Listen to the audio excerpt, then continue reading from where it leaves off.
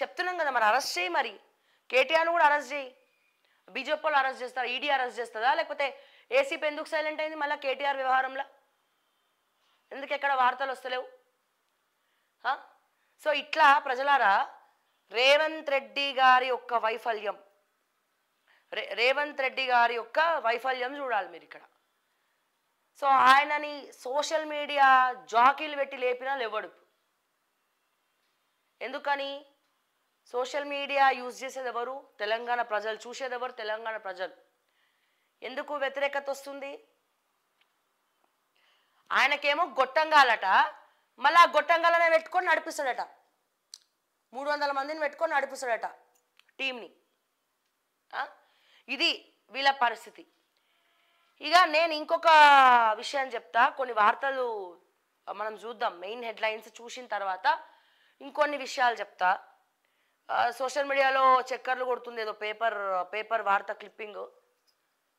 అంటే ఇందాక నేను చెప్పిన ఆల్రెడీ ఎమ్మెల్యేలు టచ్లోకి పోయినరు, కొంతమందికి ఒక మీడియేటర్ ద్వారా రాయబారాలు నడిపిస్తున్నారు అని చెప్పి నేను చెప్పిన. ఓకే, సో అది కూడా తెలుసుకుందాం. నేను చెప్తున్నా కదా, అండ్ ఈ దందాలకు సహకరించేది ఎవరు చెప్పాలనా? సీనియర్ జర్నలిస్టులు.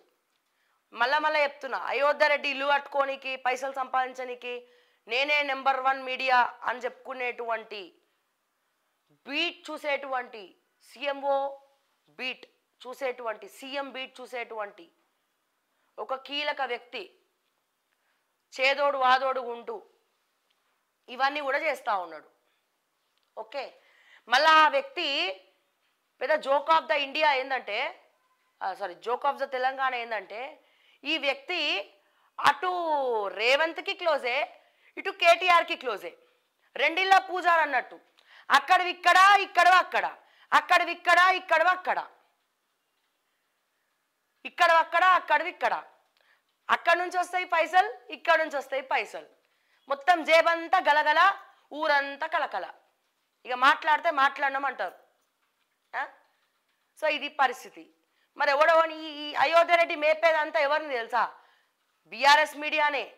అసలు రేవంత్ రెడ్డి కొంప ముంచేది ఫస్ట్ అయోధ్య రెడ్డి. ఆ విషయం రేవంత్ రెడ్డి తెలుసుకున్న రోజు కొంచెమన్నా మారుతాడేమో, మరి అర్థమైందా? సో అంతవరకు ఈ ఆయన జిందగట్లనే ఉంటుంది ఇక. సో ఆంధ్రజ్యోతి చూద్దాము. ఆంధ్రజ్యోతి, V6, ఈనాడు, సో ఇన్ని